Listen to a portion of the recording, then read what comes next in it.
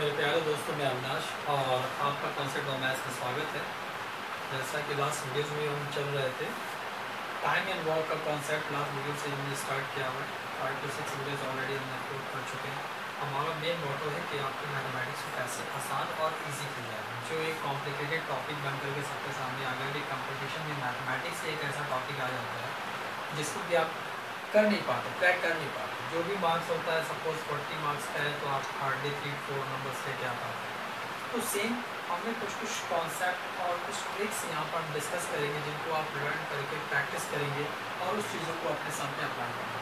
Again, कोई भी चीज़ आसान तभी हो सकती है जब आप वर्कआउट करते हैं, वर्क हार्ड करते हैं। काम को इतना बढ़ा दीजिए कि सामने वाला जो वर्क है वो बिल्कुल ईजी हो जाए। अगर आप वर्क हार्ड नहीं करेंगे तो वो चीज़ जो वर्क है वही आपके लिए बिल्कुल पहाड़ और हार्ड बन करके आपके साथ आएगा। सो हमारा कोशिश यही होगा कि मैथमेटिक्स के प्रॉब्लम्स को ईजी किया जाए। तो हमने उसी में एक प्रॉब्लम्स को पिकअप किया हुआ, इसके कॉन्सेप्ट को समझते हैं, क्योंकि मैथ्स में सबसे ज़्यादा इंपॉर्टेंस होता है कि प्रॉब्लम के कॉन्सेप्ट को समझना। एक बार प्रॉब्लम का कॉन्सेप्ट आपके ब्रेन में सेट हो गया तो आपने इसको सॉल्व हो गया। अगर ये चीज़ सेट नहीं हुई और आपने किसी चीज़ को रटा है तो वो शॉर्ट इंटरवल तक जा करके आप आपको रट जाएगा। बट कॉन्सेप्ट को सेट करके इससे रिलेटेड एक प्रॉपर्टीज़ को माइंड में सेट कर लें और सॉल्यूशंस पर डालें।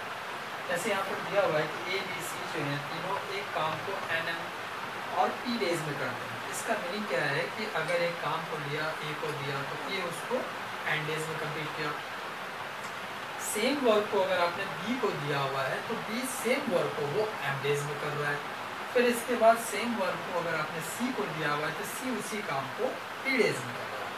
क्वेश्चन आपके पास ये जनरेट हो रहा है कि अगर तीनों को सेम काम अगर हमने दे दिया है तो वो तीनों मिल करके उस काम को कितने दिनों में कर लेंगे। तो आई होप सो कि ये कॉन्सेप्ट बिल्कुल ब्रेन में सेट हो गया। सपोज इस टाइप का कॉन्सेप्ट ब्रेन में सेट हो गया और इससे रिलेटेड एक जनरल प्रॉपर्टीज हमने लिख ली तो वो चीज़ें आपके ब्रेन में बिल्कुल लर्न हो गई। अब प्रॉब्लम आता है, अगर इस तरह कंडीशन रहेगा तो बस डायरेक्टली मुझे ये करना और सॉल्यूशन आपका हो जाएगा। तो इस कंडीशन में जो आपका रिक्वायर्ड डेज होगा, जो रिक्वायर्ड डेज होगा, कितना दिन आपको लग जाएगा तीनों मिलकर करने में, तो सिंपल सा होगा आपका NMP upon NM plus MP plus NP। Simplify कर लेंगे, यही आपका नंबर ऑफ डेज आ जाएगा। जब ये तीनों आपस में मिल जाए इस प्रॉब्लम को सॉल्व कर लेंगे। अब ये जो क्वेश्चन था लीनियर वे में जाते तो काफ़ी टाइम टेकन होता है, लेकिन इस बेस में जा कर के ये चीज़ें हमारे लिए अब बिल्कुल आसान हो चुकी हैं।